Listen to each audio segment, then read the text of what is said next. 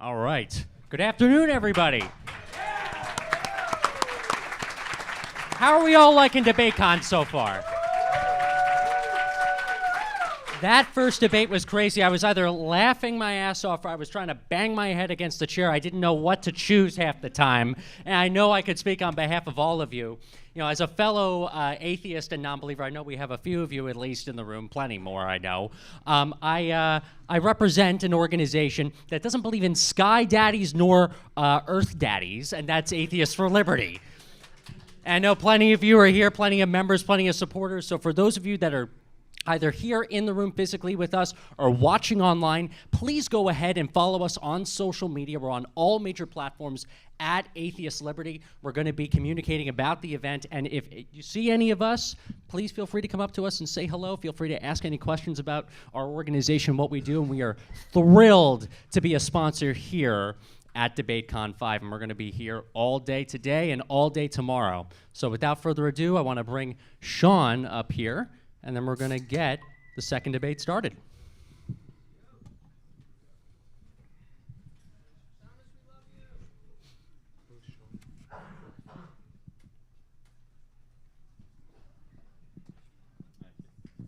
Thank you, and it's great to see you guys again. How are we liking the event so far? What do we think?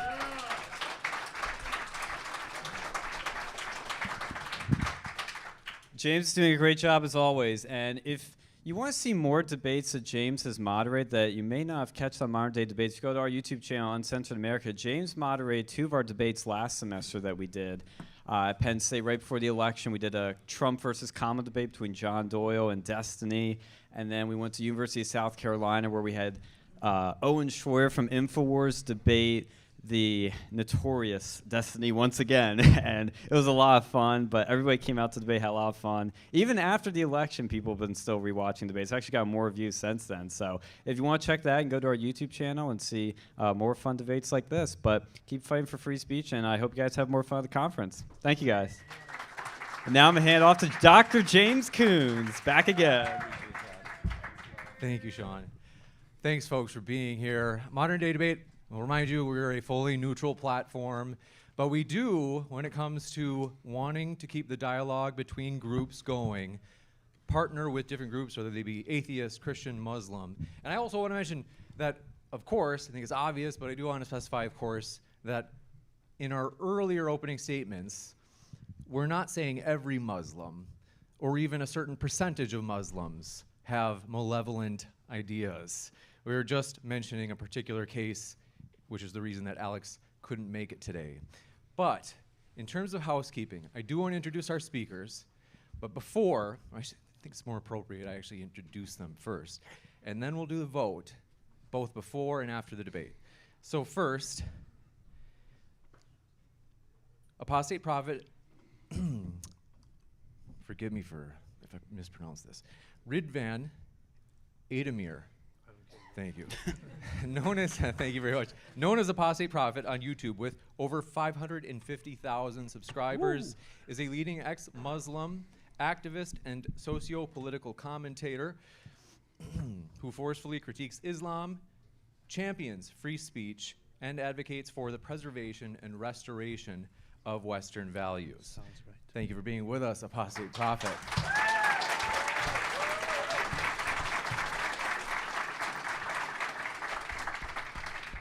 Thank you also, Neil, Gnostic Informant, for being with us.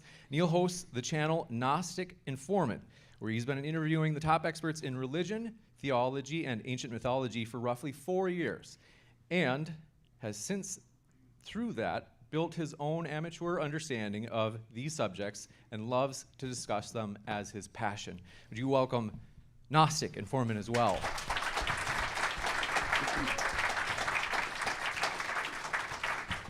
Thank you again for being here. So we're going to do that vote. Bob, if you'd like to vote or count the votes of the other person that, other than who Mike is counting the votes for, because I can't remember. But long story short, if you agree more on the question of whether or not Islam or Christianity is more dangerous, if you agree more with Apostate Prophet and you would say that Islam is more dangerous overall compared to Christianity, could you slide your hand up? So remember, this is a percentage basis where, again, I'd like to ask if you would vote. If you do vote now, make sure you vote at the end as well. And if you don't vote now, don't vote at the end. We want to make sure it's the same people. And if there's any change in their attitudes or opinion on this topic. I also want to explain the reason that we're doing this is one of our sponsors who couldn't be here today is Manifold. They're linked in the description box if you're watching at home live. And the reason, you can go ahead and put your hands down. If you would agree with Gnostic Informant that Christianity is more dangerous than Islam, could you put your hand up?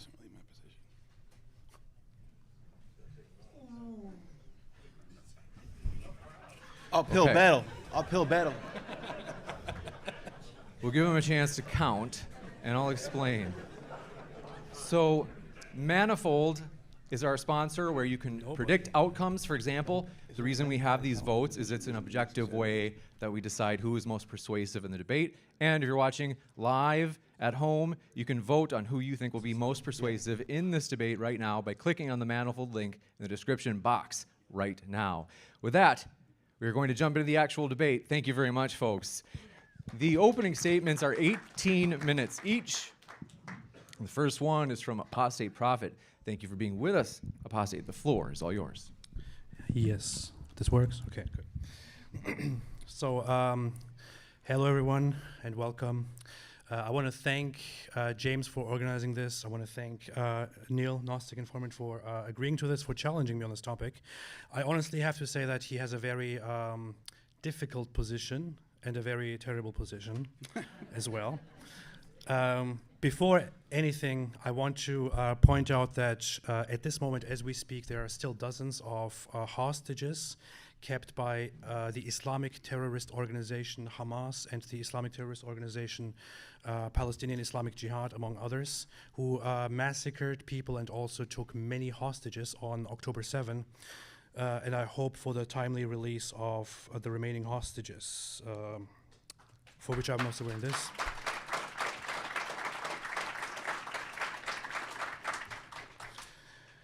Yeah, with that said, it's very difficult to tell which religion is worse for society, Islam or Christianity, as you can see. This is a very difficult topic. I'm going to try to make it very easy as it gets. So there's, of course, a very big irony here, which is that today I was actually supposed to have this debate with a Muslim debater by the name of Comedy Central Dawa.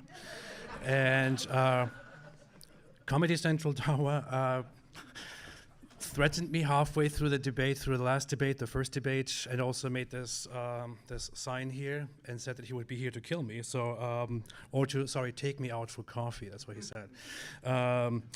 After that, he had to be dropped. We had to look for a different Muslim debater instead, but there was no Muslim debater who would actually come up and peacefully have a debate, which is why we eventually had to settle for my friend Gnostic Informant here to jump in and to defend the position of Islam instead. So this is, of course, very, very, very telling. At this point, it is still very difficult for us to tell whether Islam or Christianity is worse for society.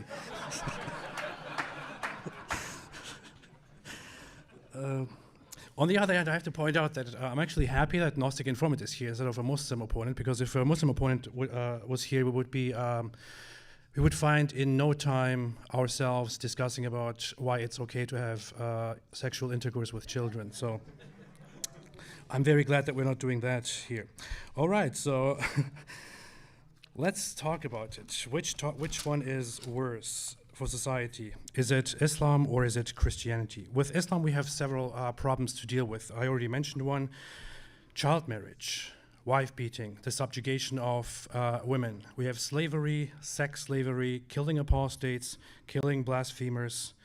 One of the main reasons why we're having this debate today, which with my opponent Gnostic Informant, is that the other opponent said that I, as an apostate of Islam, deserve to be executed. He declared that my blood is 100% halal, which in Islamic lingo means that I may be executed or killed at will. We have just witnessed in Sweden a few weeks ago, where a friend, Salwan Mumika, who was a very brave person and a hero, who would go out and make a case by burning the Quran in order to show that a human may do that and should not be killed over pieces of paper. He was brutally murdered and shot in his home. The same people who shot him, Muslims around the world, I have to say this is just the truth. To this day, I have still only seen one Muslim person who actually responded to this with disgust and condemnation. The majority have been celebrating and have been justifying it. Some said, yeah, we shouldn't be killing, but whatever. He basically asked for it and so on. So with Islam, we are dealing with some really, really, really destructive elements, destructive impacts in society, things that we should not be dealing with. We do not have the same thing with Christianity. We just don't. The worst thing that you could say, with everything that I just mentioned, is that somebody who is an opponent of Christianity could argue, well, you know, you could find some of these things in the Bible. You could find something in, I don't know, in Deuteronomy, in Leviticus, here and there. And then you would have the atheist person or the critic of Christianity trying to convince the Christian that these things are actually part of Christianity. We don't have the same case with Islam. With Islam, the Muslims themselves will be here arguing for slavery, sex slavery, child marriage, and so on. If you don't believe me, and you haven't seen many Muslim debates, there are many of these Muslim debates that you can directly find here on Modern Day Debate. We've had lots of them. I don't want to mention names now, but you can find them. You probably know what I'm talking about. So Muslims will lovingly argue for these things and will argue, for example, that a child is relative, that pedophilia is a relative, that child marriage is a relative. You had, I'm going to mention him since he wasn't part of this anyway, Mohammed Hijab, for example, in a conversation quite recently arguing that that in Islam it's completely fine to marry underage girls and that there is no that pedophilia is a relative, that if you see, I'm sorry, it's going to be very disgusting, but we're talking about Islam, so I can't really help it. He said that if you see a little girl who has large hips, then of course things might get different and so on. These are things that one of the most popular Muslim apologists and Muslim YouTubers has said in public. Still, we are sitting here arguing about whether Islam is good or bad, whether Islam is worse than Christianity or not. I have yet to find popular Christians making such suggestions for us. It's just really, really bad. I can predict the angle that my opponent, who is arguing for a very bad and lost case, I can predict the angle that he is going to come at. The angle is going to be that Islam in the past made some contributions to society, such as scientific contributions, which is complete nonsense, and also that Christianity also in the past at some point was bad. Like a million years ago it was also bad, you know. A million years ago Christians also did some bad things. So let's talk about it. I want to go about this from three different perspectives. I want to talk about the science perspective and the history of Islam versus the history of Christianity. I want to talk about war in Islam and war in Christianity and Muslim societies and Christian societies in today's time. Now, Islam emerged from a very savage, underdeveloped region in 7th century Arabia. An environment where people didn't have any idea what's going on out there in the world. While neighboring cultures had scientific advancements and had an idea of what the world looks like, what the natural world looks like, the Arab society was very, very backward and actually had beliefs such as that the earth is this thing that is carried on the back of a whale. I'm serious, this is a 7th century Arab polytheistic belief, which other populations at the same time did not have. They considered it ridiculous. Islam came as a violent culture from that region, and in a vacuum where the Eastern Roman Empire and the Persian Empire were weak and were beaten, Islam expanded violently into these lands and took over scientific advancements that were already available in these places that Islam conquered. Those scientific advancements were taken over by Muslims, and Muslims then used them in order to further understand the world around them and to further their Islamic beliefs. We have Toby Ehoff in his research, The Rise of Early Modern Science. He will, for example, demonstrate that Muslims only used Islam insofar that it benefited or used science insofar that it benefited Islam. And as soon as it wasn't useful for Islam anymore, they basically dropped it and moved on. Which is why, and don't you find it kind of funny? We always hear about Islam's contributions to science. When in the hell was that? That was 800 years ago. 700, 800 years ago. We are sitting here after 800 years and saying, oh, Islam also made some contribution. Well, when? 800 years ago. Fantastic, great. Awesome, awesome, thank you. I would suggest Robert G. Hoyland's book, In God's Path, to further understand how Islam developed as a tribal conquering force into these territories and then just took over after pillaging societies and then began enforcing their Islamic beliefs upon people in order to first use non-Muslims as a source of income and then strengthen the collective body of Islam. The scientific revolution came about at some point in the Western world. First the Renaissance, then the scientific revolution. There's something very, very interesting about the scientific revolution, which is that the scientific revolution as we know it was led almost exclusively by well-known Christian people. The leaders of the scientific revolution were almost all Christians. There's only one prominent name that was not really a Christian, and that was Baruch Spinoza, for example. He was not a Christian. He was kind of he had pantheistic ideas. The scientific revolution was led by Christian motivations to further understand the world and so on. The Enlightenment later on was less Christian, but the scientific revolution and other revolutions in the West that led to skyrocketing Christian society and putting it way ahead of Islamic society, which was left far in the back, were led by Christian people and Christian sentiments. So if we want to say that Islam contributed to science at some point, then we should apply the same standard to the scientific revolution and also say that Christians or Christianity contributed to science, and it actually happened quite recently and also in a much more effective and much better way. We also have today's time, of course. In today's time, the leading scientific contributors by country in the world, the leading countries that present scientific innovations nowadays are found in the West, in the Far East, and also in that one Jewish country that all Muslim countries are so obsessed with, Israel. Moving on from that, let's come to war. Let's come to how Islam handled war. I just want to mention one thing, which I always love to cite. And I would like everyone to just make a note of this if you want to look at what Islam itself says about Islam's expansionism. The book Muqaddimah by Ibn Khaldun. Ibn Khaldun was a forerunner of sociology, forerunner of modern history. He was a historian, a Muslim, a scholar. What he said in his book Muqaddimah is that Islam is different from the other religions such as Christianity and Judaism because in the Muslim community the holy war is a religious duty because of the universalism of the Muslim mission and the obligation to convert everybody to Islam either by persuasion or by force. Therefore, caliphate and royal authority are united in Islam so that the person in charge can devote the available strength to both of them at the same time. He continues, the other religious groups did not have a universal mission, and the holy war was not a religious duty to them, save only for purposes of defense.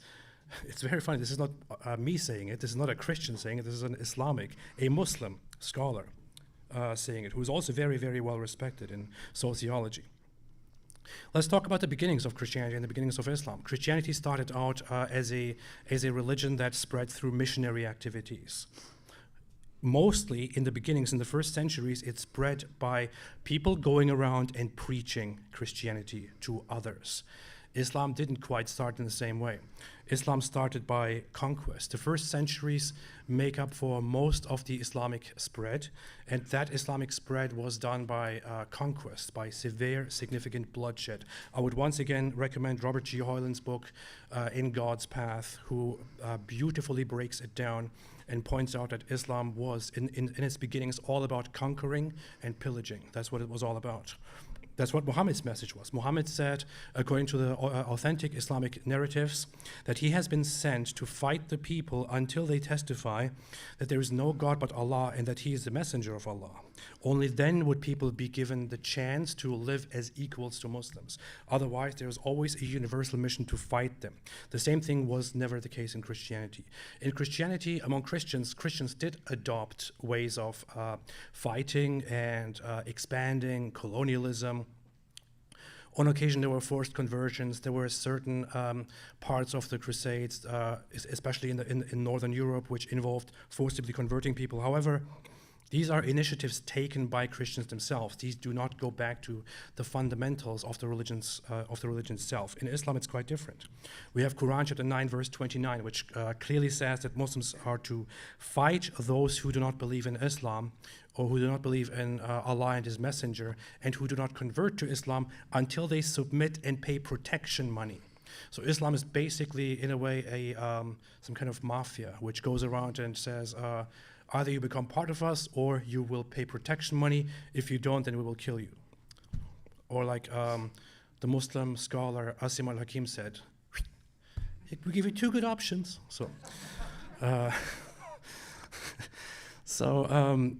With Christians, it's very, very interesting that in the beginnings, the Romans actually despised the Christians as a pacifistic cult.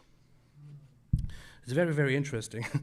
The Romans specifically despised the Christians as a pacifistic cult who are pathetic people who don't want to fight. And I'm usually not here just defending Christianity, but this is just what the conversation has come to, I don't know.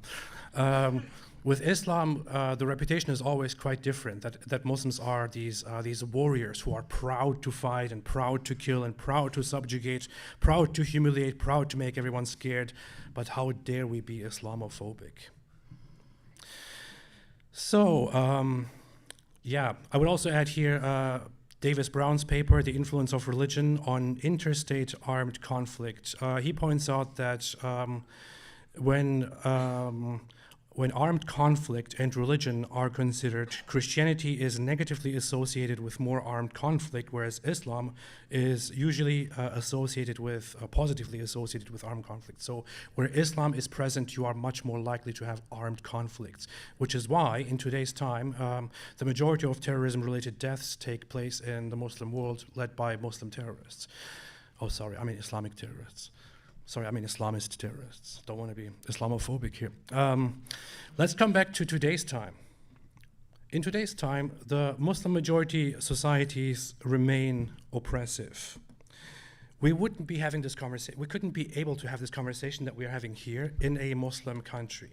And by a Muslim country, I'm not just referring to a country ruled by Islamic law, I'm referring to countries where Muslims are dominant in society. We can have this conversation in predominantly Christian societies. We are in one right now. The United States of America is a predominantly Christian country. It's not a predominantly atheist country. Atheists are not in charge. Most people here still believe in Christianity. And in this country, we are able to say whatever the hell we want about Christianity, for example, or about Jesus, or about Mother Mary, or whatever it is, about the Bible. Nobody cares. Nobody comes to kill you. The same thing is not the case in the Muslim world. In the Muslim world, if we go to some of the most secular Muslim countries, like Turkey, I myself currently have arrest warrants out against me in Turkey because I said, for example, that, that the Quran is a stupid book, that Muhammad was a liar, that the Quran is a book of ignorance. These are things for which I have arrest warrants out against me. So we don't necessarily have to go to a society where Islam rules. We can just go to a society where Muslims are the majority and compare that then to a society where Christians are the majority. The contrast is quite clear. It's extremely difficult and rather absurd to make the case that Christianity is worse for society than Islam is. Islam brings oppression, persecution, a lack of religious freedom. Unfortunately, we are also importing this right now into the Western world because in the West, people have this whole tendency of being kind of suicidal when they are too comfortable, I guess. I don't know.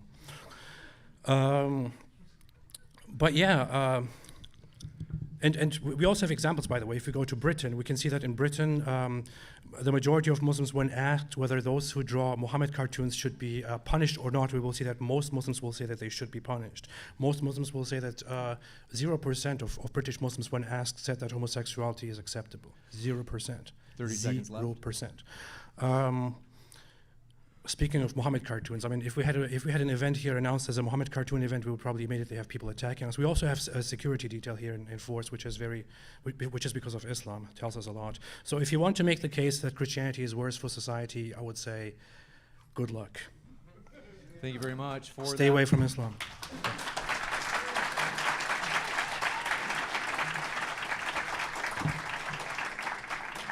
Thank you very much for that opening. We'll kick it over to Gnostic Informant for his 18-minute opening as well. The floor is all yours. All right, I know I got an uphill battle here, but I'm going to do my best here. But, you know, I did make it clear before we were talking about my position being that not that Islam is better for society, but that one isn't better or worse than the other. And I'm not using that as like a way to get out of this. I'm actually going to attempt to argue reasons why you can make a case that Christianity could be worse. For example, I'm looking at this from a historical perspective. Right now, we live in a time where secularism is ruling the West. So all these great things about freedom of speech and freedom of expression isn't a result of Christian ethics. It's a result of secularism and liberalism. We go back to a time where we can actually compare the Christian West, when there was actually Christendom, they called it, you know, the Latin West, the Gothic West, depending on what period we're in, and the Byzantine Greek East, and compare that to the Persian and Arabic Islamic East. You can actually see a huge stark contrast in advancements in the East compared to the West. There was actually a golden age in Islam way before Christianity. Actually, there never was a golden age in Christianity. I'll get to that in a minute, though. So, you know, people throw around the term Dark Ages. It's sort of an outdated term, and I agree with that. You know, during the so-called Dark Ages, early Middle Ages, there was thriving kingdoms. The Ostrogoths were thriving. The Vandals were thriving. There was periods where the Byzantines were thriving and Franks were thriving. Okay, so we know it's not really a dark age per se. But if you actually look at the people who coined that term in the Renaissance, people like Petrarch and others, Gemistos, Platon, Machiavelli, they weren't talking about kingdoms thriving. They were talking about literature, philosophy, and works, great works. Like they were basically lamenting the days of Homer and Plato and Aristotle. That's where the term Dark Ages rest. And there are a lot of scholars today who still will say that it is still applicable to this day in that definition of the term. The only great classics that come out of the early Middle Ages, when Christianity was the de facto ruling state, is King Arthur and Beowulf. On top of that, all you have is Christian church fathers on the Trinity, or is Mary divine, or what's on the nature of the Theotokos, literature like that. And the old days of epic poetry, Homer, the Iliad, the Odyssey, Hesiod, Euripides, great playwriters, Sappho, musicians, different types of Greek hexameter prose, those days were dead. The classical period was over. Those were things of the past. In fact, talking about science, he mentioned that the golden age of Islam is, I think you said something like a myth or something. Well, the two standard textbooks, I'm saying textbooks like anachronistically, from in the educated class among Christians, was Galen and Aristotle. Galen was a pagan from around 200 AD. Aristotle lived in the 4th century BC. Those two texts on philosophy and science and medical science, Galen mostly medical science, Aristotle mostly philosophy and ethics, those were the standard educational text all the way through till the 15th and 16th century. So for over 1,000 years, there really wasn't much updating on the texts that people were drawing from for medical knowledge, for scientific knowledge, and for ethics and philosophy. Gregory of Tours in the 6th century was one of the first people to sort of lament the days of writing are over. There's no good writers anymore. There's no good epic poetry anymore. That's as early as the 6th century when you start hearing stuff like that. The scientific method has nothing to do with Christianity. Even Francis Bacon himself, who is credited for the scientific method, if you actually read what he says, he credits Aristotle. He says Aristotle's inductive reasoning is the basis for the scientific method. And in the Muslim East, you already had expressions of what they didn't call the scientific method, but you already had expressions of that type of inductive reasoning in writers from the 10th century, like Al-Birami and El-Hazan, both in the 10th century. And it's forms of empiricism. It's scientific. There's no other way around it. Muslims were ruling all the way from Spain and to India for centuries. When the Christians took back Spain in the late Middle Ages, Spain was already under Muslim control for 800 years at that point.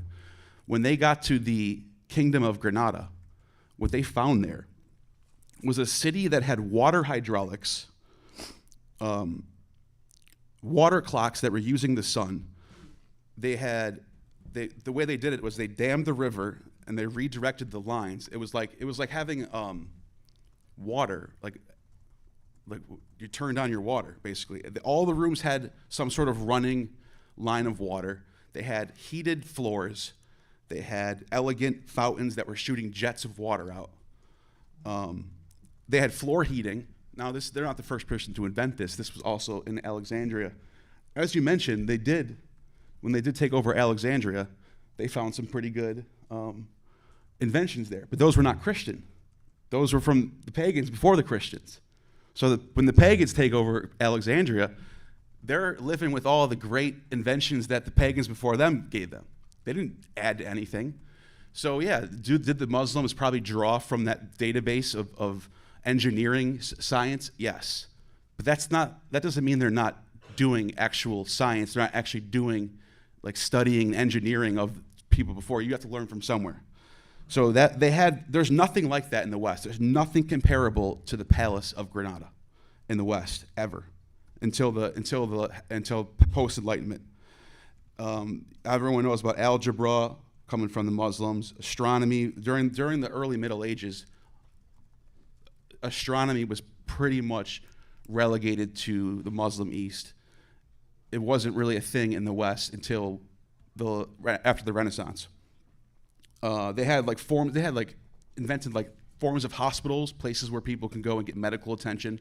There are people traveling all the way from Greece just to go to get their treatment in Muslim cities because they had better treatment places, like ancient forms of hospitals, basically. In the 9th century, Ibn Firnas invented the first flying device. That actually, you heard this before. Leonardo da Vinci based his model off this. That's why I'm bringing it up, because people talk about the Renaissance was so great and all his inventions. Leonardo da Vinci is basing his models off Muslim models. So I'll let you debunk that when it's your turn. In the 10th century, Ibn al-Haytham invented a form of optics. I actually have the note right here about how he did it. Let me see. So, late 10th century, Ibn al-Haytham proved that the theory of that humans see objects by light reflecting off them and entering the eye. This radical view went against the established theory at the time that light was emitted from the eye itself and pioneered centuries of scientific study into the human eye. It was a big deal. Now, the Renaissance, I want to talk about the Renaissance real quick, because if you actually look at what gave us the Renaissance, it's actually interesting. I don't think you can credit Christianity for the Renaissance. I'm going to argue that right now. So most people say the Renaissance is basically in the late 15th century, Machiavelli, Da Vinci, Michelangelo. What did all those people have in common? They all studied at Medici's Florentine Academy, the Platonic Academy. Who started that academy was Gemistus Plethon, a pagan who was living in Constantinople in the 15th century, who was like a proto-Nietzsche. criticized Christianity heavily in his writings. And he knew that his books would get burned when he died, so he went to Medici in Florence and told them to save my writings, put them in one of your banks, or however he did it. And that was the basis of the Florentine Academy. People studied Gemistus Phleton, and they, in fact, a lot of these paintings from the Renaissance are actually drawing scenes from Plethon's works, because he wrote a lot about mythology. He did all types of stuff about the classical Greek gods, and was bringing back the classical Greek and even Zoroastrian mythology that was lost for centuries at that point. I mentioned the water hydraulic systems that they had in certain cities, especially in Spain. Law codes. You're talking about freedom of speech, and I have more to say on the rebuttal section, but I actually had written down in my initial notes. You look at the Theodosian law codes, look at the Justinian law codes, and even some of these councils, like the Council of Trullo. It's not a freedom of speech society. There's blasphemy laws. The Council of Trullo actually had passed a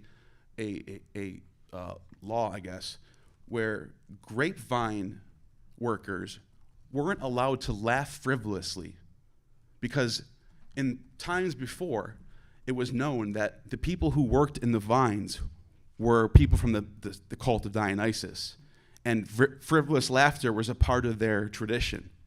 So they weren't allowed to. People working in the grapevines and producing wine were not allowed to laugh frivolously, because that meant honoring the god Bacchus, a demon. So it's like, if you look at these law codes, Theodosian, Justinian law codes, it's not that far off from Sharia law. It really isn't. And all the credit to Western societies of having all these great things like freedom of speech were not there when Christians were in charge. They only come when secularism starts to rise, when liberalism starts to rise. When the Christians lose power, that's when things get great.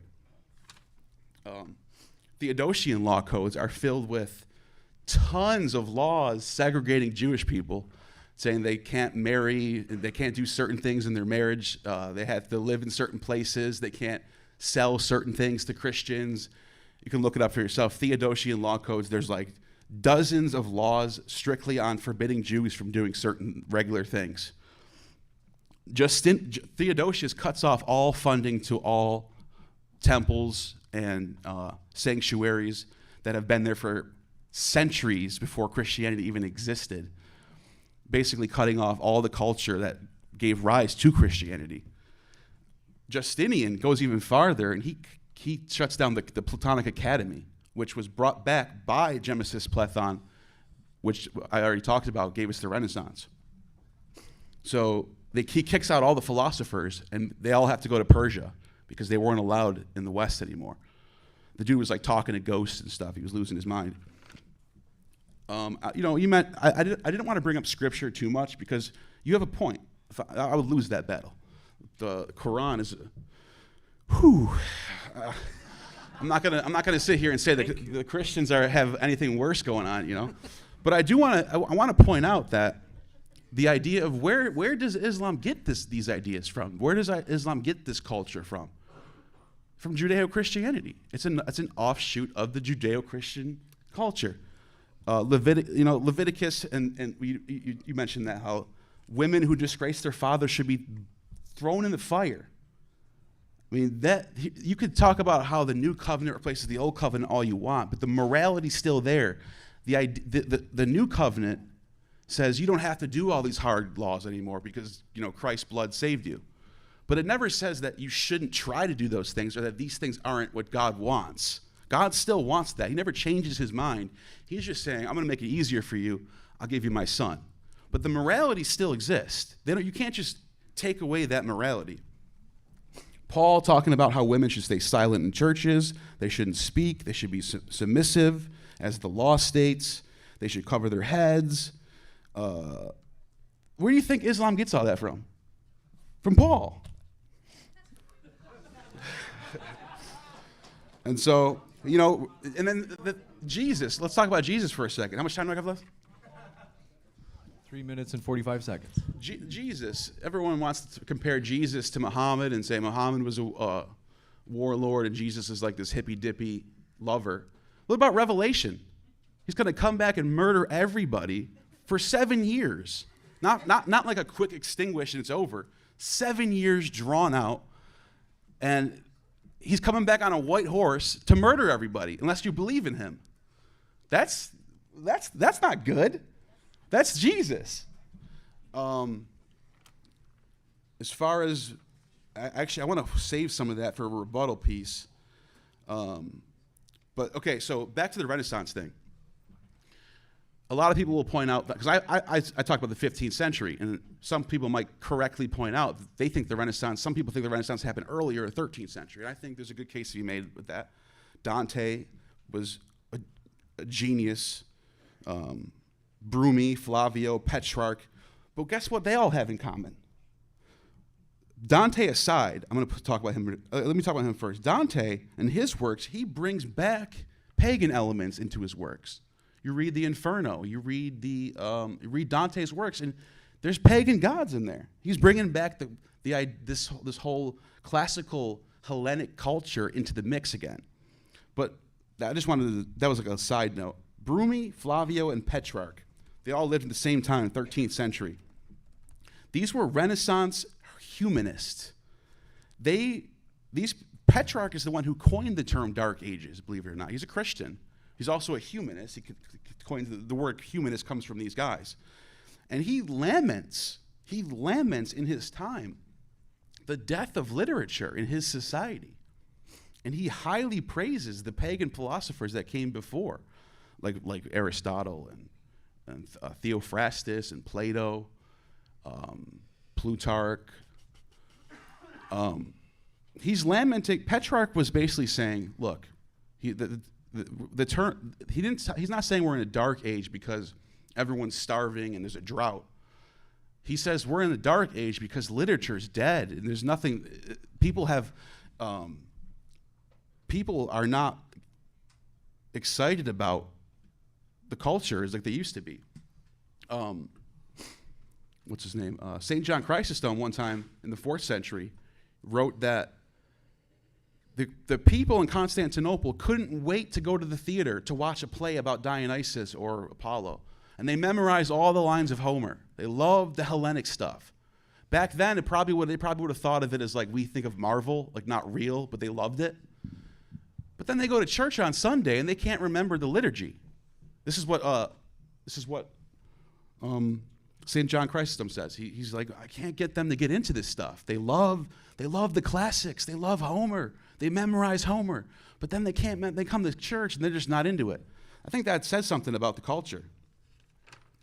And so another thing Paul talks about that I think influences Christian culture too is like homophobia stuff, right? We all know that. Islam is known for, as you would say, throwing people off buildings, right? 30 seconds left. But where do they get that from? They got that from the Christians. Paul saying that Jesus is going to come back and people inflamed with lust and men who are homophobic are going to receive the penalty. And back then, Romans did see homosexuality as a vice. It was like frowned upon, but it wasn't, you're not going to pay a penalty for it. And last thing, they also said that the ones giving it aren't bad, the ones taking it are bad for some reason. I just thought that was funny that the Romans thought that. All right. With that, we'll move into the rebuttals. These are 8 minutes.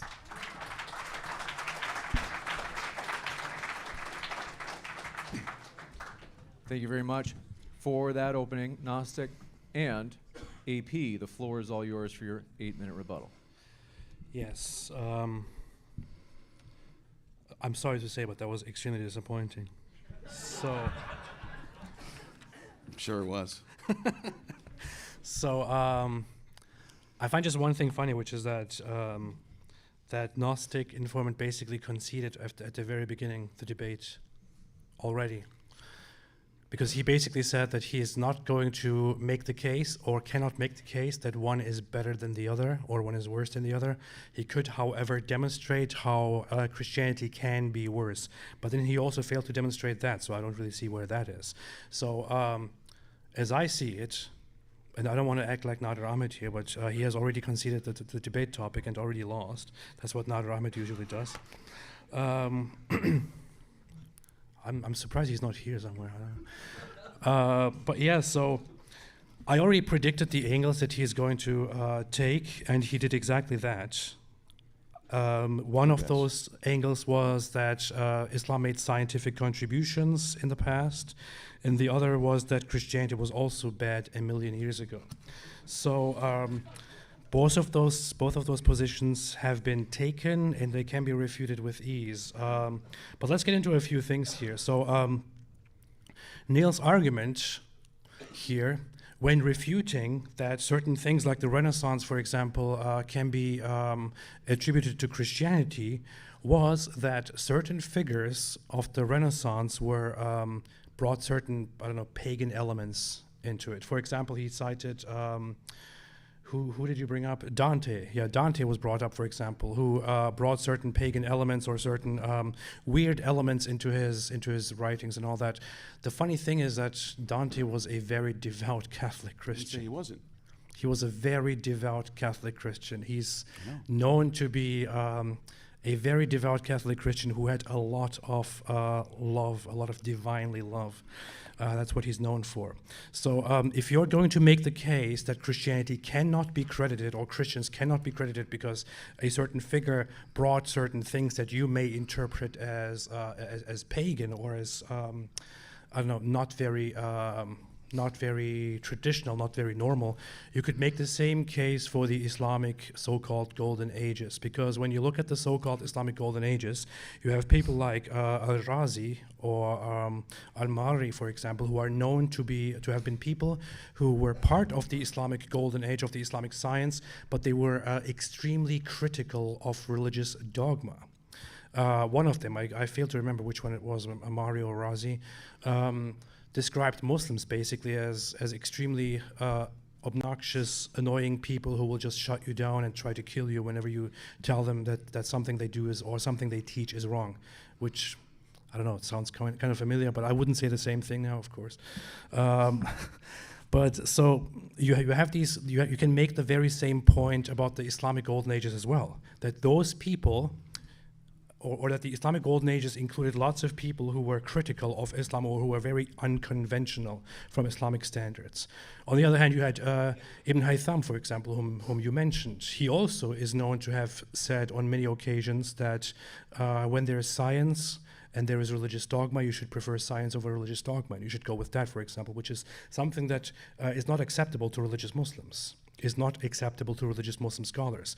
I can cite a very, very well-known Islamic exegesis of the Quran known as Tafsir al-Jalalain, which is from the 15th century. Tafsir al-Jalalain it has the name Tafsir al-Jalalain, which means the tafsir of the two Jalals, because it was written by two guys who both were known as Jalal. So they come and make a commentary on the Quran.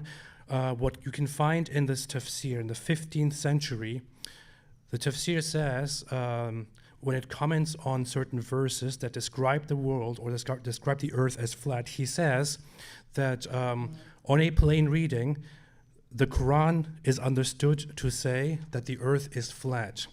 And it then points out, and this is the consensus of the scholars of the faith, as opposed to those scholars of science who propose that it was a ball or a sphere. So this is the stance of Islamic scholars according to Islamic scholars in the 15th century.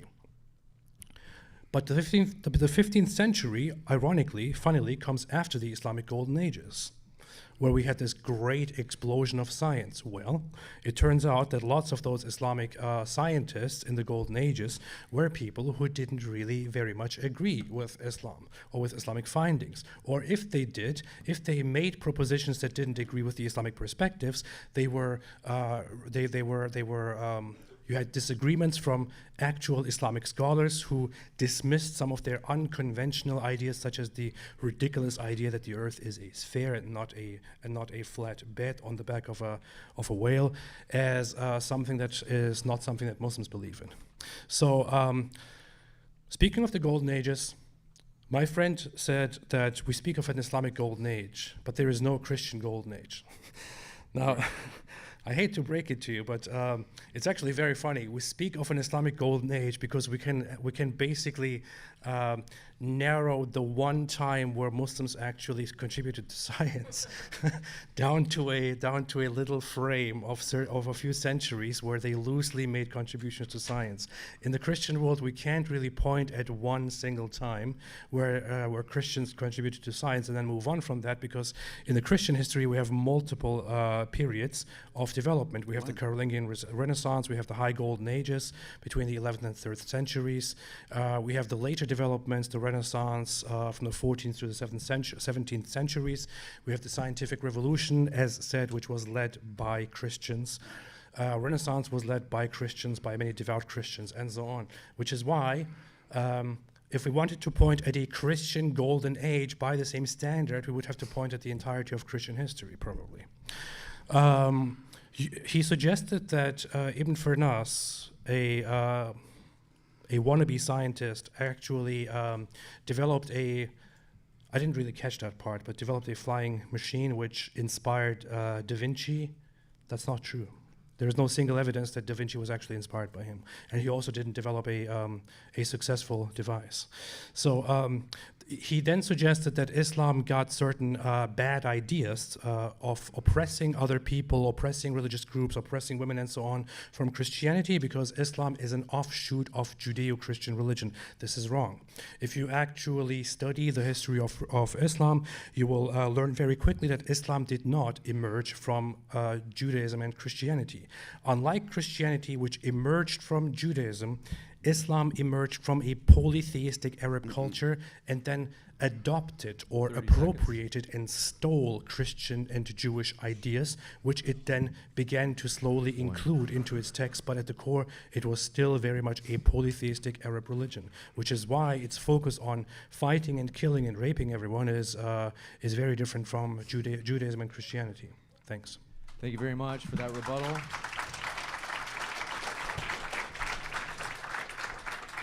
I want to remind you, gentlemen, to let each man have his own speech without any interruptions. We'll give it over to Gnostic Informant. The floor is all yours for 8 minutes for your rebuttal as well. Yeah, so I'm going back to your first one. I have some notes for the second one next time, so okay. He talked about, the first thing he brought up was sexual intercourse with children. This is an idea that comes straight from the culture of Judeo-Christianity. Early Christian sources from the early 2nd century to middle 2nd century say that Mary was 12 years old when she was betrothed to Joseph. Being betrothed to someone means they can do whatever you're sexually, you can do whatever you want to your wife.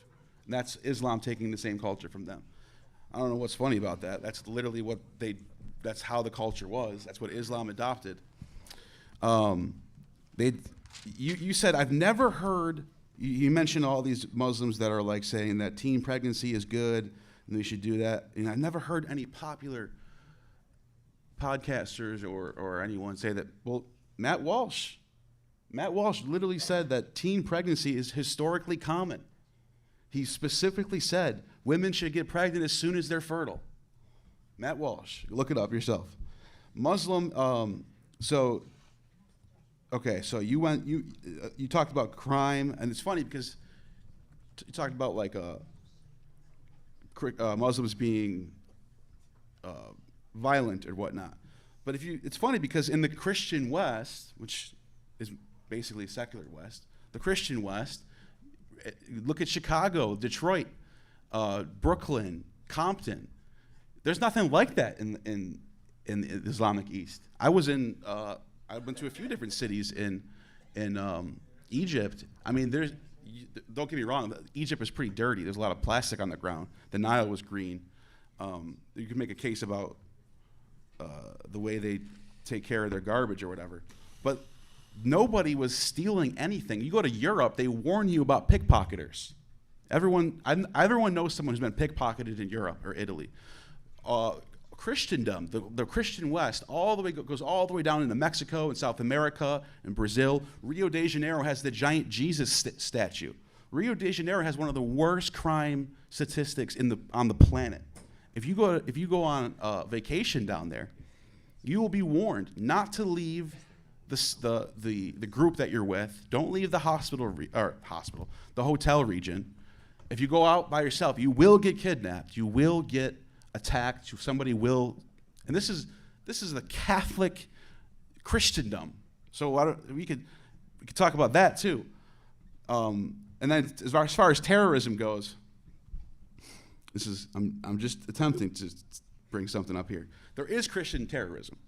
In 2022, there was a fundamentalist Christian attack in Australia. 6 people died. It's a Christian fundamentalist attack. David Koresh, Jim Jones. So these things do happen in the name of Christianity. It's in Christianity influencing their choices. Jim Jones wasn't a Christian. Yes, he was. Yes, he was. What else was he? So another thing you said was the Crusades was just the purpose of defense. Purpose of defense. What do you think Deus Vult is? It's like it's the Latin version of Allah Akbar, and they went into the East after 400 years of Islamic control of major cities like Alexandria, Jerusalem, Antioch, Syria, and others.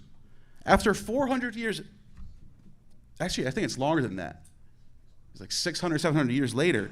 Then they go and reconquest, right? But that's like saying England should have the right to come back and reconquest the United States because it was only like 300 years ago. This was even longer than that. Nobody alive during the Crusades was taking back their old land that they grew up in. They were all people from France and Germany. There's no ties to the Holy Land in France and Germany. There's nothing. That's not an argument. They were conquering, and they failed too. They didn't have superior military. It's a huge failure. They take hold of Jerusalem for like a century, and then they lose it. And to this day, Alexandria, Egypt, one of the main 4 churches, is still in Muslim hands. And to this day, Antioch, Syria, still in Muslim hands. Even they lost Constantinople, the mother church, Hagia Sophia, in Muslim hands. So it was a huge failure. And you're talking about freedom of speech, and like I said, I brought this up in my first statement, but you seem to still think that people in Muslim countries can't say certain things. While that's true, when Christian ethics was ruling, you had blasphemy laws. You had people being burned at the stake for witchcraft, which could have meant anything. They could have had a painting of Pan or something. Oh, that's a witch. People being stoned to death and burned at the stake for witchcraft and blasphemy. There are, in fact, secular majority Muslim cities or countries: Albania, Azerbaijan, Bosnia. It's not just like fundamentalist ISIS in all Muslim countries like you're trying to make it portray. And then you said that Islam came out of polytheism. Yes. No, that's just not true. Arabic people in those places polytheism was thriving in those places, but there was Christians and Jews living in those regions who were influencing the pagans to become something that became Islam. So it does come out of Judeo-Christianity. The whole Quran is you and I talked about this on my channel. I had him on my channel, so I don't even know why he's denying this. We talked about how the Quran is drawing from early Christian Byzantine sources. You had the story of the sleepers in the cave. You know this. The story of the sleepers in the cave is written straight from a Byzantine Christian legend about Christians sleeping in a cave and waking up under a Christian emperor because it was pagan before that. The Muslims don't go, oh, it's so great to have a pagan ruler. We came out of this tradition. No, they go to sleep, and the same thing happens in their story. 1 minute. Yeah, so you keep bringing up a scientific method as well. As I stated, what took so long? What took 1,000+ years for the scientific method to come when Aristotle was already at the cusp of it, 350 years before Jesus even was born? You had inductive reasoning methods being used. Like I said, Bacon cites Aristotle himself. That's just a fact. And so you can't credit Christianity for the scientific method when they're literally citing a pagan philosopher, Aristotle, that lived way before Christianity was even a thought. You can't. Either it happens right away, and then you can credit Christianity. If the scientific method happened, let's say in 700, but what took so long? What took so long was to revert back to the philosophers and the pagans. Time. We'll switch it over to that was a 6-minute rebuttal from you. Thank you very much. We'll jump into the open dialogue. Gentlemen, the floor is yours for 45 minutes for the open dialogue. I hear I have 8-minute rebuttals, then 6-minute rebuttals, then a 45-minute dialogue.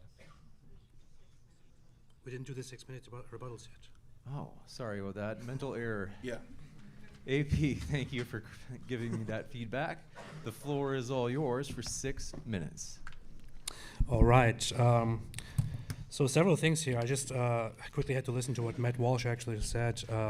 What he said was that historically 16-year-olds getting pregnant or something was quite normal, and it was something that actually was seen as contributing to societal growth or something like that. I haven't listened to the whole thing. I have to listen to it, but that's basically awesome. that's basically what he's saying. This is, of course, I was a little bit surprised here because when he brought this up in comparison to Muslim preachers suggesting that marrying 3-year-olds or 6-year-olds or 9-year-olds and so on is totally cool, I thought that Matt Walsh said something really, really, really bad. He's talking about 16-year-olds. All right, that's fair.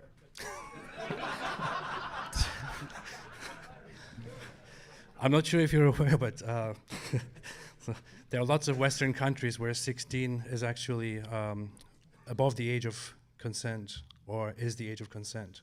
In America, we have, it's generally at 18. That's not universal across the Western world, but comparing that to stuff that Muslim scholars and apologists have said is a little bit absurd.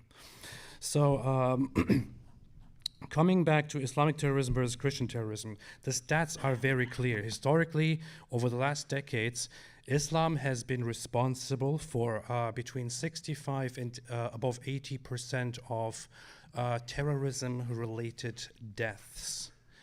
When we come to the top 10 largest religiously motivated terrorist organizations, every single one of them is an Islamic terrorist organization. When we come to religiously motivated terrorism-related deaths, over 80% are due to Islam. In comparison to that, you can also, of course, bring up some lunatics who blow themselves up in front of some, Planned Parenthood place or something like that. Yeah, very, very bad, but I don't really see the comparison there. Or some terrorists who go and shoot up some people and kill 6 people. Very, very bad, of course. But we could also talk about some, Hindu extremists, some J extremists or something like that. No comparison at all. I would really suggest you read more on Jim Jones. He's my favorite cult leader. He was not a Christian. He was at first a Christian. He started out as a Christian pastor, but then he switched over and later started making basically fun of Christianity and Christian teachings and created his own religion. He was a cult leader who was no longer Christian when he did the things that he did. You said that I said that the Christian Crusades were defensive. I don't remember saying that, but I would say that they were mostly defensive. And they were mostly a reaction to Islamic expansions. But did I actually say that they were? Did I actually bring this up? I don't even remember. But the Christian Crusades were actually a direct response to Islamic expansionism and imperialism. When the Muslim forces relentlessly and brutally expanded into Christian territories and took over lands and violated people's rights and prevented them from going about their pilgrimage and so on. The Christian world repeatedly shouted out for help, asked for help. Eventually, the Western Christian world responded, which brought about the Crusades. The Crusades had some there were some things that were really bad about the Crusades. The Crusaders did some things here and there independently. However, the major motivation between the Crusades is a very noble one, and I would say that it is entirely justified. Certain aspects of it may not be justified, such as Crusaders branching out and cracking down on the Eastern Roman Empire and destroying it, or attacking certain Jewish communities, or engaging in some massacres here and there. But the primary motivation behind the Crusades was a very noble one. You cannot say the very same thing about Islam, which was merely about expanding and conquering territory and killing people and imposing Islamic rule. Islam is not defensive, Islam is aggressive, which Muslims have acknowledged, and which also, as I just mentioned earlier, Ibn Khaldun, the Muslim historian and sociologist, he himself acknowledged it. He said this is what makes Islam different from the others, that we have the duty to go and fight and to spread the religion by will or by force. We can argue forever. Muslims themselves have said it. Islam is an expansionist, offensive, aggressive religion. There is no comparison at all. Finally, to the point of Islam's origins. Islam emerged from a society that was polytheist, that was around the cube of the Kaaba, which was dedicated to polytheistic gods. Muhammad came out in a polytheistic society and started creating his own religion by whatever he saw from the Christians and Jews. It is still at the core a polytheistic religion. You have to look just at one aspect of it, which is the Kaaba. The Kaaba has nothing at all to do with Christians and Jews. The Kaaba has no connection to Abrahamic religion. It is a polytheistic object which Muhammad adopted. What he did is he did include certain elements, or he did appropriate, which I also already mentioned, certain elements and certain teachings that belonged to Jews and Christians and often misunderstood them or exaggerated them. For example, in the Quran it says that the Jews are condemned because they say that Ezra is the son of Allah. That's what it says in chapter 9, verse 30. It says the Jews say Ezra is the son of Allah, and the Christians say the Messiah is the son of Allah. May Allah destroy them. How deluded are they? There's not a single Jew we have a Jew here. What's up? Shalom. There's not a single Jew recorded in history who has ever believed that Ezra is the son of God. There is simply no such thing. It is completely ridiculous, completely made up. This is because Islam emerged from a polytheistic, non-Christian, non-Jewish, ignorant society and started imposing itself and making itself out to be the continuation of Judaism and Christianity. It simply is not. It is a religion of ignorance and destruction. Time. Thank you for that rebuttal. We'll kick it over. So, the Noble Crusades, and I didn't hear any response to my point about the time that it took to reconquest lands that are centuries already in the hands of Muslims. It was long. There's nobody getting back their old land. There's nothing noble about that. It's just conquering. Now, you saying that Muslims were doing it first, what are you talking about? What do you think the whole entire conquest of the Nordic lands and Germany and beyond into Russia, what do you think Christians were doing there? Read the Song of Roland. Song of Roland is a song, basically, that is bragging about Charlemagne going in and just destroying all of the Muslims in Spain, as well as other sort of pagan tribes in France. Goes back and forth between that, and it's an expansionist. It's a warrior's tale. They're expansionist. That's just the world that back then. You can't single out Islam for being expansionist when Christians were expansionist too. They're playing the same game. Polytheism thing. I just want to go back to that real quick, because Christianity itself, you could say the same thing about. You can argue that there's so much pagan influences on Christianity that it doesn't even resemble Judaism anymore. This is how religions form. I'm not even denying that, like the Kaaba, for example, it goes back to some sort of pagan rite. But then there's parts of Christianity that are drawing from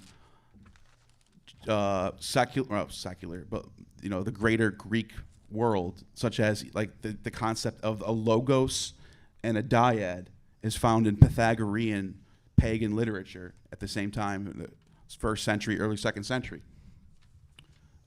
Chaldean oracles is an example.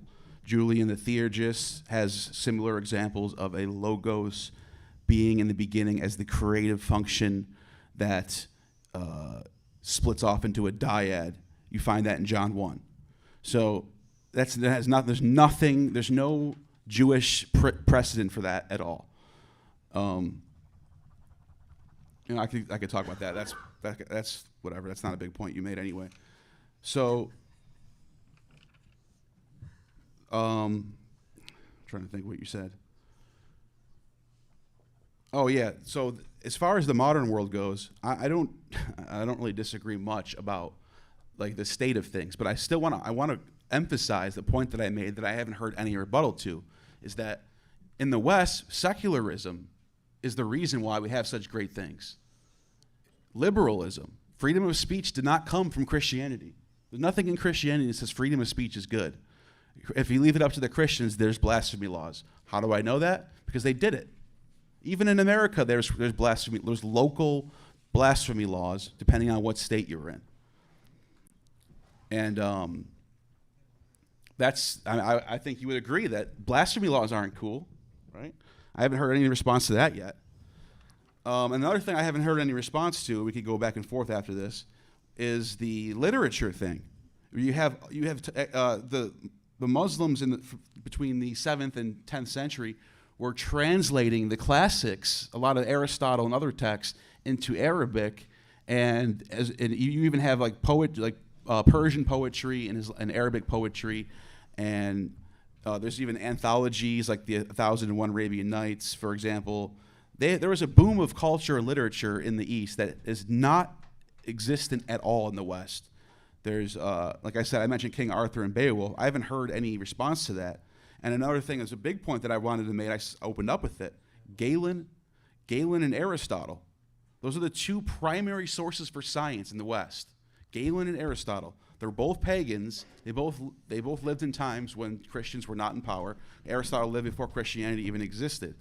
Those two fundamental texts of Christian science, of medical science, are not updated until secularism starts to creep its way back into society.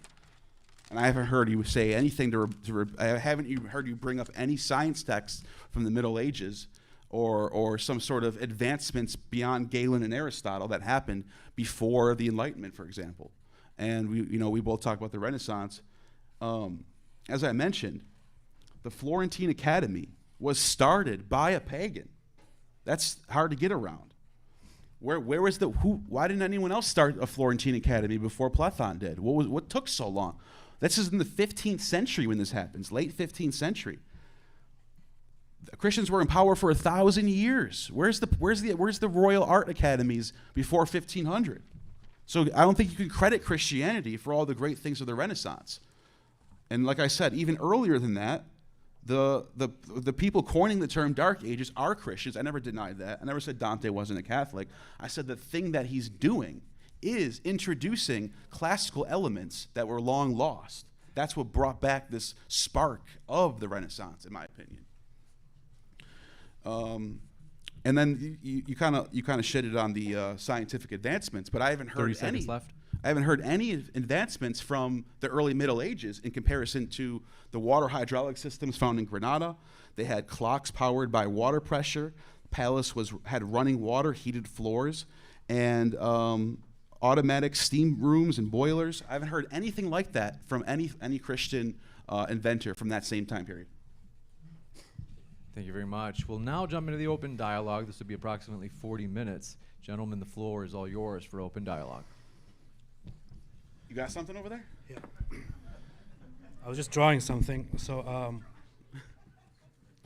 I just want to explain this very quickly here. So I said that that Islam developed its own religion out of polytheism, whereas Christianity came out of Judaism. So I try to make it very simple here. So you can see a menorah here. There's a menorah here. Then it goes over, and there is a Christian cross here. So from Judaism develops Christianity directly, and then it Right, but Christianity is developing from the Middle Platonic world that it's living in, which is pagan. So it is coming out of Judaism, but it's being influenced by the other. But the first Christians, what were they? Were they Jewish or non-Jewish? They were Jewish. Yes, And not all of them. Thank you. So the first Christians were Jewish. The first Christians were Jewish. In fact, Jews themselves considered the first Christians still to being simply be inspired by pagan stuff. a Jewish heretics. That's what They're still being inspired by doesn't pagan. matter. Now let's compare this to Islam. It does matter. So Why does here's- it not here's- matter? here's Hold on. Islam. Why does it not matter? Let me make the point. Here's Islam. Islam is represented by a sword here, and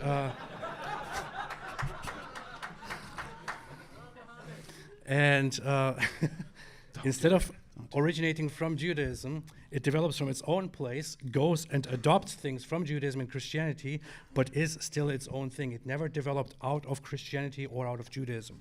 It So does not why was have, Muhammad it hanging does out not with have any Nestorian origin monks? Hold on, let me in Judaism and Christianity. So me talk on that Muhammad real quick. himself was a polytheistic Meccan dude whose family were polytheists. He was not of You Jewish can be a origin. polytheist He and was then neither become of a Christian monotheist. origin. Yeah, but he's not a polytheist after he becomes a Muslim. Okay, but he was not. But who is he inspired by? Who is he talking to? Nestorian monks, Persian Christians around Look, him. here's the thing.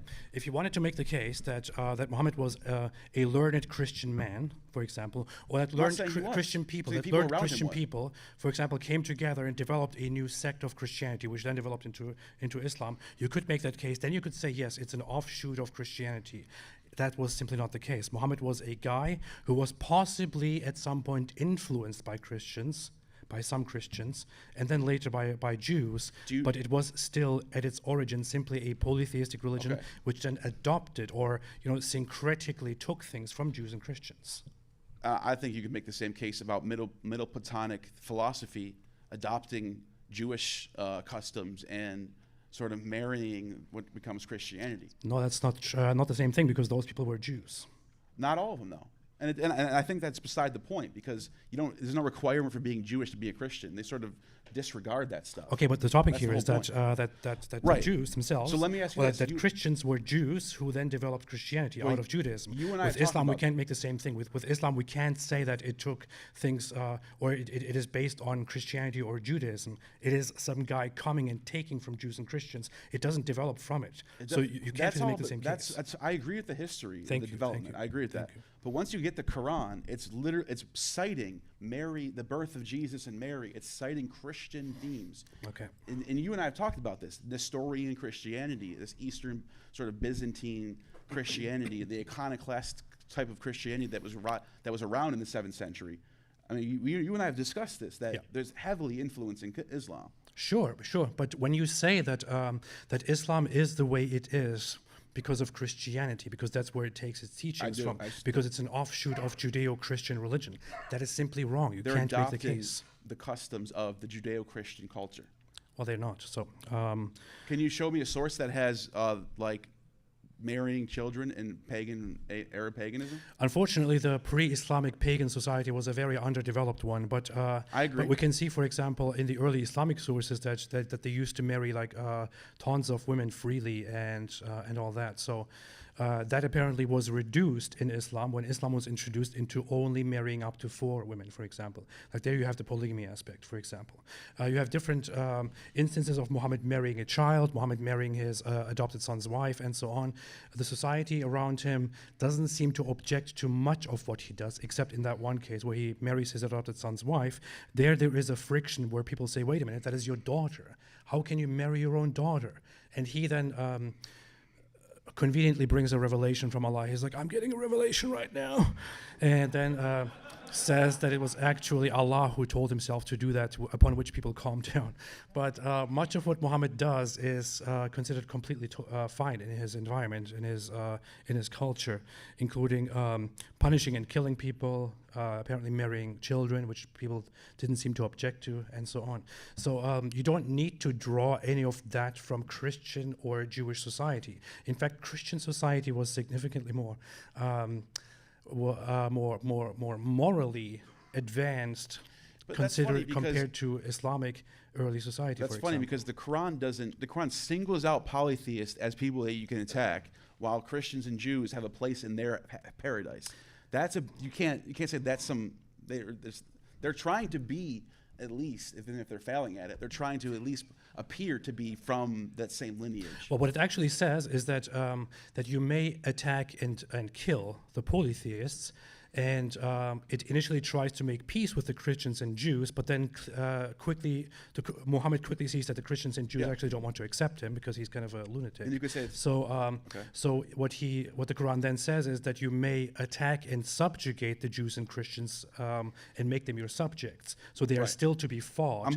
I agree with that. And they are still seen as not accepted. But that's the same thing Christians doing, looking at the Jews and saying they don't accept Jesus. They're going to, Yes, but that again doesn't have much to do with the topic of Islam supposedly being an offshoot of Judeo-Christian religion. So, but I think this whole topic is kind of. All right, we were done. What else did you want to go back and forth with? I think we're basically done. So you can just concede that. Let me just. I'm fine with ending. I'm fine with ending early. I mean, I'm not like too inspired to keep going. But let me. Do you agree that Islam is worse for society than Christianity? Right now? Yes. Thank you. I didn't say it. All right, well, listen. Let me ask you. Last question. Let me ask you this. What did you ever come with any rebuttals about all the early Middle Ages, Golden Age stuff? You said the Renaissance and was it? I want to give you a chance, AP, but I also do want to make sure, because last time we had a lot of questions that people wanted to ask, and I do want to make sure we get plenty of time for questions this time. And we're probably going to start the David Wood and Robert Spencer debate just a bit later, so 3:30 instead of 3:15. Nonetheless, we are going to have a shorter open dialogue. So I want to give you a chance to respond, AP, to what Neil just said. That's the only thing I want to get into with you. I think we can just finish the open dialogue at this point anyway. So you don't have anything then? Oh wait, which one was the Golden Age. Golden Age. I mean, like I mentioned, the Christians took back Granada, and when they got there, they were like, what the hell is this place? No, of course. Running water, heated showers. It is actually recorded that the Islamic society that took over the Iberian Peninsula did develop certain things and did take a lot of advantage from societies that were present there. Jews, for example, had a great impact in that society until the Muslims, as always, lost their cool and started killing them. That's not what the sources say about Granada. That was completely built by Arabic Muslims. Okay, but so it was a different society where they built that from scratch. It was a completely different society where they did indeed take advantage of the people living there and also live together and develop certain things. And it is undeniable that when the Spaniards or when the native Iberian people came back and reconquered the areas, they thought, hey, these places are quite developed. Let's keep it like that. So yeah, like Alexandria, I'll give you that. I can totally. But Alexandria's built by pagans too. I can totally concede that. But Alexandria's built by pagans. But you mentioned the Jews. There was parts in time in history where the Jews would prefer to live under Islamic rule than Christian rule, because of their You disagree with that? You can make lots of arguments for that. The issue with Islam is that what made Islam different from Christianity, from Christian society, and their stance on Jews is that Islam had a system in place, which is how Jews mostly could predict what the outcome of living in a Muslim society would be. They would pay the jizya, which is protection money. As long as they paid, they would normally be fine. Every century, however, there was an instance where Muslims would just lose their shit and then start killing them. And even in Granada, 1066, Granada was a massacre of Jews, for example. And the Christians weren't friendly to the Jews either. In that very same society. However, there's actually Maimonides actually says something very interesting. Maimonides is one of the greatest Jewish leading figures, and he living in that very same society in Iberian Spain, Muslim Spain, actually says in a letter where he writes to Yemenite Jews, he says about the Muslims that these people have treated us worse than any other people in history, and they are a curse upon us, and so on. So these are things that he actually says. So the Jews themselves, or Maimonides, for example, he didn't like Christianity. He didn't like how Christians handle things. But he said that the Muslims were always worse toward them than the Christians were. And of course, that is now debatable in history, but there is a reason why. And here's the thing as well. So Muslims have a system in place where Jews can live under their rule and do whatever the Muslims say, as long as they pay protection money and as long as the Muslims don't get the urge to kill them. But there's also the prophecy, which you I'm sure know about, which is that Muslims will, according to Muhammad's prophecy, they will fight the Jews, or it goes as follows. The hour will not come until the Muslims fight the Jews and the Muslims kill them, until the Jews hide behind rocks and trees, and even the rocks and trees will say, there is a Jew behind me, come and kill him, except for one tree, which is called the Karga tree, which is some magical Jew tree or something like that, I guess. I don't disagree. So they have a place for Jews in society, but they always have in mind the idea that eventually they will be eradicated and so on. But I don't think there's anything worse, though, than the Strasbourg massacre in 1349, where an entire community of several thousand Jews were publicly put to death, and starting in Toulon. Look, I'm not going to argue that it's straight from Christian anti-Semitism was the reason for it. I'm not going to argue that Christians were great with Jews. Okay, I'm not going to make that point. It says allegations of host desecration, blood libel, stuff like that. I'm not going to make the point that Christians were great with Jews. It is very well known. There were instances where Jews were made to publicly declare or publicly engage in debates to then just find an excuse and start basically kicking them out and taking their belongings and so on. This is part of history and are things that we may acknowledge and leave behind in the past, I hope. But I'm not going to argue that Christianity is free fair. from any of that stuff. I would say, however, that in Islam there is always the persisting idea that the non-believers, not just Jews, but also Christians and Jews and others, are to be subjected to protection money or else, and always to fight them and to make them listen to you or else. So that is the position. There was something else that you wanted to argue with. What was just it? the last thing, the idea of like petty crime and gang activity, obviously rampant all in the United States and South America and Mexico, not necessarily in Muslim majority countries. You don't find this there, and you can argue it's the fear of Allah that's making people not do these things. That's funny. Still good for society, though. I'll give you a chance to respond, AP. This is the last one, and then we go to the Q&A. You actually brought up Egypt as an example. Egypt actually has higher crime rates than many European countries. So it's kind of a... Many European, not most. But higher than Germany, for example, which is very interesting. But... On average, though, I think. I would say, honestly, just going to make this point here. I can't say what people should and should not do, why there is or is not crime. However, if most people became Muslims, the world would be a worse place. If most people became Christians, the world would be a better place.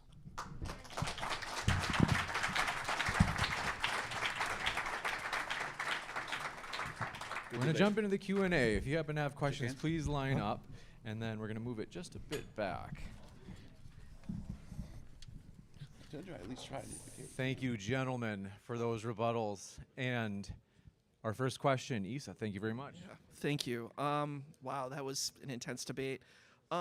So I wanted to kind of push back a little bit on you, Gnostic Informant, and kind of support what AP was saying about I'm going to sound like a Christian apologist here, but the point is, if you mentioned about the Golden Age that this is Muslim stuff, why would we not say that's Arab?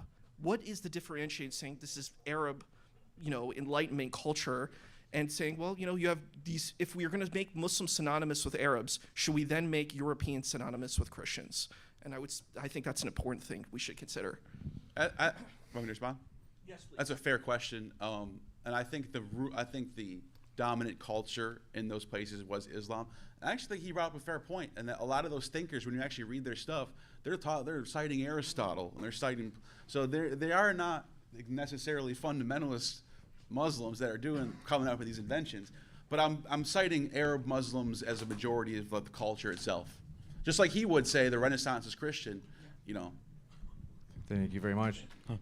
Neil, you said that Islam got its child marriage practices from Christianity from 2nd century sources on Mary being 12. The ones you're referring to, are those the ones where she is given to Joseph to be a perpetual virgin and he's supposed to guard her from ever having intercourse ever? Those are the ones that allow child marriage? I'm not talking about just her marriage. I'm talking about the act of betrothing children at that age was common in Jewish and Christian circles in the 1st century, 2nd century. And Mary's marriage was the Doesn't common matter. way it Well, happened? Mary is one specific case. one she's the specific. mother of God, so obviously there's something different here. But it was the common way they did things? The practice was, at around 12, after the bat mitzvah for the women, they would normally be arraigned for marriage. And your source is the Proto-Evangelical That's one source, but there's other sources. Such as? Proto-Evangelical James is only talking about Mary. Okay, so what other And sources? I brought up Mary because we're talking about Jesus and Mary. But, okay.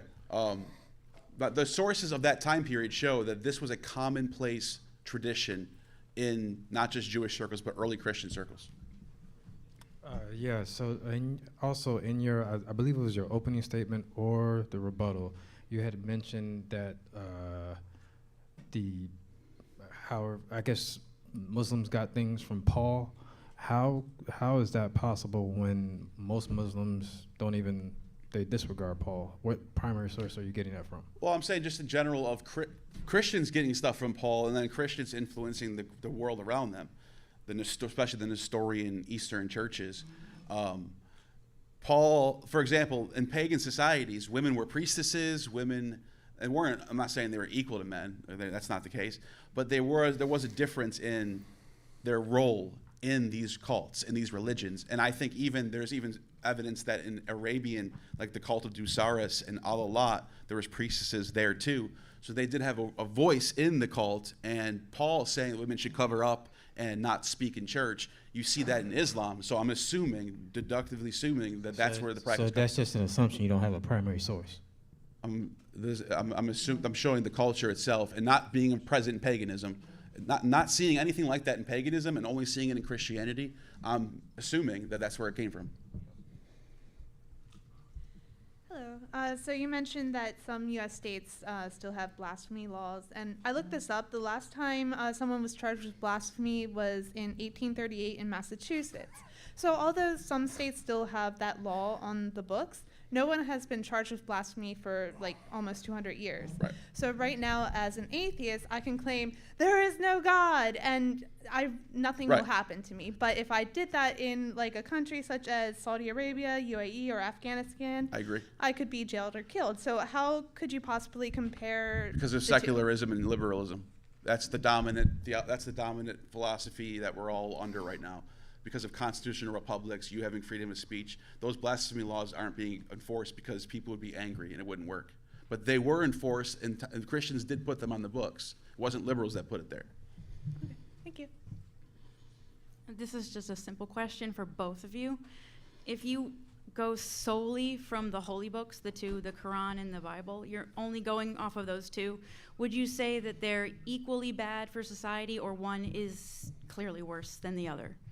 I would say you can pick apart both and sort of cherry pick and make one both look horrible.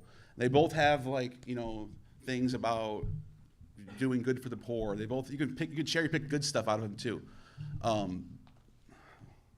I guess I'll be honest. I don't think the Quran is superior to the Bible, though.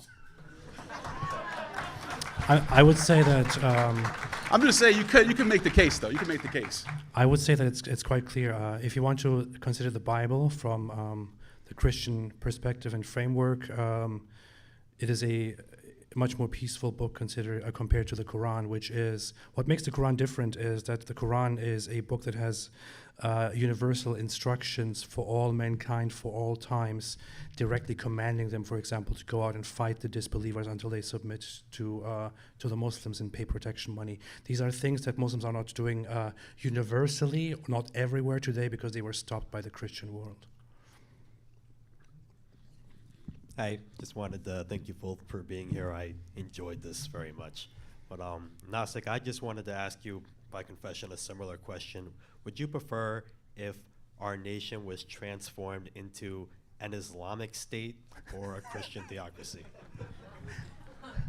So, I grew up Catholic, and I even went back to Christianity after when I got older. So I'm familiar with it. It's sort of Alan Watts has I'm going to paraphrase what he said, but it's in our blood in the West. We're just Christians by nature, and Islam's more foreign to myself, so I would prefer Christian nationalism. So you would prefer Christianity? That's good. If I had to choose between Christian nationalism or Islamic fundamentalism. You didn't think I thought that? Hello. This question is for Apostate Prophet. So I am an ex-Muslim. I grew up in a historic African-American Muslim community in Brooklyn. And I don't remember everything about like all of Islamic theology, but one thing I remember was that Bilal was supposedly a slave that was the first, I think maybe the first black convert to Islam, and he was the first person that called the adhan, the call for prayer. And the point that you made, AP, about Islam being a polytheistic religion that kind of took elements of Judaism and Christianity afterwards that was interesting, and it kind of rings true to me. And so knowing that he was a slave in early Islam, I wonder if you have any information about how widespread African slavery was in pre-Islamic society. Very nice question. So the story with Bilal is a very interesting one that Muslims like to use quite often. It's actually not as romantic and cute as initially portrayed. The sources suggest that while he was being tortured as a slave for identifying with Islam, he wasn't actually freed from slavery, and then slavery was ended. He was rather bought by the Muslims, and was then a bought person who then practiced the Islamic religion. So there are some sources and some hints also in the Islamic sources, in the Hadiths, which show that that enslaving black people was something that was quite normal in the time and environment, but it is something that became even more widespread and systematized and institutionalized, you could say, when Islam took over and when it started spreading. You may be familiar with the Arab slave trade or the Barbary slave trade. Islam is actually the culture that introduced basically the large-scale enslaving of sub-Saharan black people. Ibn Khaldun himself, the guy that I cited, says that this is actually a state of nature, that this is actually the natural way things are done to enslave black people. But yeah, just some interesting thoughts. Question for Gnostic Informant.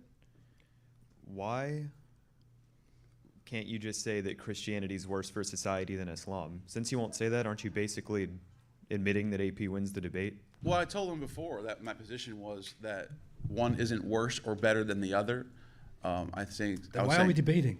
Well, I said I would make a case that you can make a case either way. So I was trying to make the case that Islam could be better. That's all. Next. We had fun, right? I want to give credit to Gnostic Informant, as he filled in very late.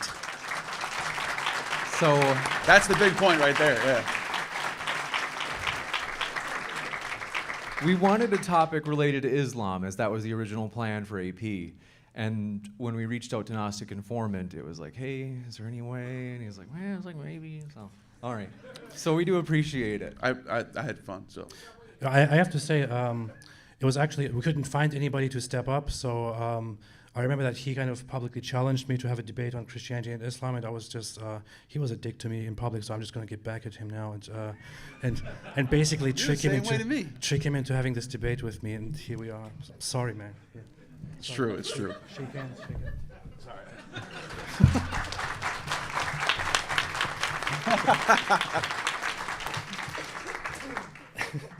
All right, this question is for AP. I'm a Christian. I believe Jesus Christ is Lord. I'm going to try to steel man an Islamic argument, and I'm going to do it in a very roundabout way, but I'm going to try to give you a run for your money here, okay? First, there was a movie that I saw some time ago. It had Jet Li. Okay. There was a movie with Jet Li in it, right? At the end of the movie, I think he understood that the emperor was trying to unify China or something, and then he ends up getting killed or something. He died. Okay, he died for this value. So my question is, first, do you believe that Christianity is fundamentally better than agnosticism? There's more to this, but we're getting somewhere. I promise. I don't know. Okay. All right. Can an argument be made best, or can a good argument be made that unity is better than anything, that's the best thing for all people? I don't know. Okay. So Jesus came to bring a sword in Luke 12:49 through 56. He basically says that I came to bring a sword here, but not to unify people, but to divide them. In Islam, the idea is a one world caliphate which would unify everybody. Is that a good thing for society? I don't know. Just kidding. No, I would say that. So with Christianity, the whole thing is the whole division aspect is that you will be persecuted or divided if you follow me or something like that along those lines.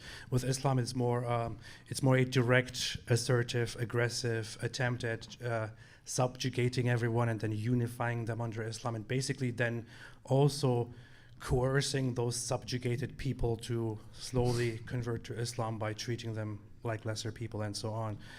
Insofar, I would say humans have a tendency to be different from each other, and Islam directly goes against that with full force and violence. We've got time for one more question. This is for Gnostic. So I heard you arguing that the West is more influenced by liberalism and secularism. But if that's the case, then wouldn't it be true that the problems you described, like gangs and so forth, are a result of liberalism and not a result of a Christianity? That's fair. That's a fair point. Thank you very much.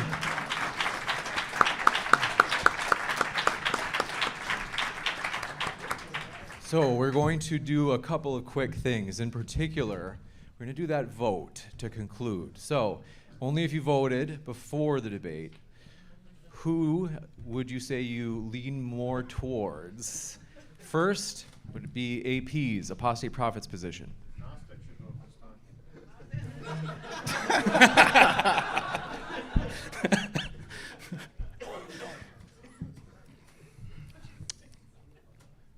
Inconclusive.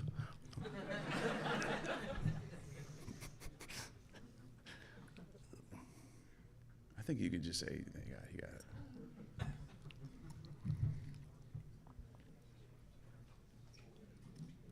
And I think we're good.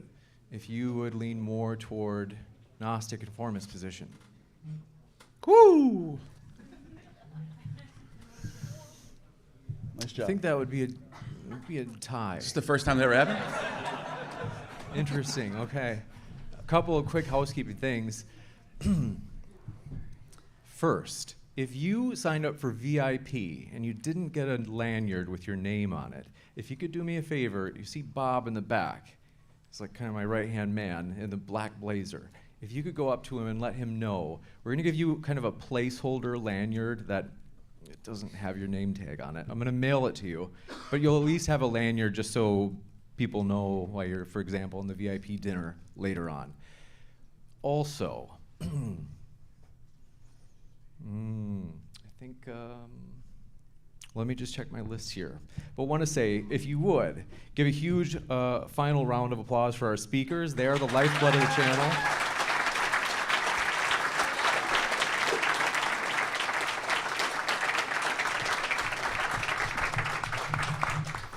Okay, so just one last thing that I do want to do is we have, in addition to our sponsors, sometimes people submit a question that is through our crowdfund. So I do want to read this last question, and this is kind of more of a personal question.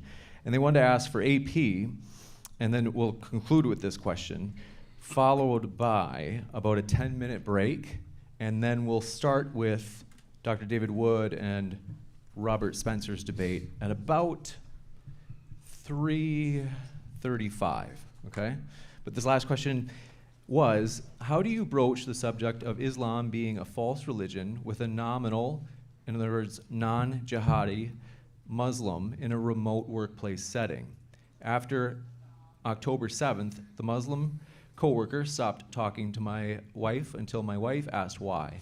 The Muslim said that my wife hated her because of October 7th, as my wife is a Jewish Christian. So AP, how would you broach that topic if you were trying to persuade someone who is a nominal Muslim in a remote workplace context? I think it very much depends on a person by person basis. It depends on who you're dealing with, depends on what kind of a person this is that you're engaged with, and what kind of a history you have with that person. I mean, in my case, I would just simply go directly and start talking to that person and try to find a deeper personal common ground to then have a conversation and explain to them that even if their convictions lead them to hate you, they know very well that there is no reason to hate each other, that they can find common ground, putting the hate aside. I'm sure they can open the door to have a deeper conversation. This is always a very difficult question. I'm not really sure how to answer this. People have very different responses, very different experiences with this, but I would say just be as honest and open as possible and go to the person and talk to them about it. Everybody is a human at the core. As bad as Islam is, there's always a human underneath. So, thank you. We will conclude. We'll have a 10-minute break, so we'll see you in 10 minutes for the next debate. Thanks, folks.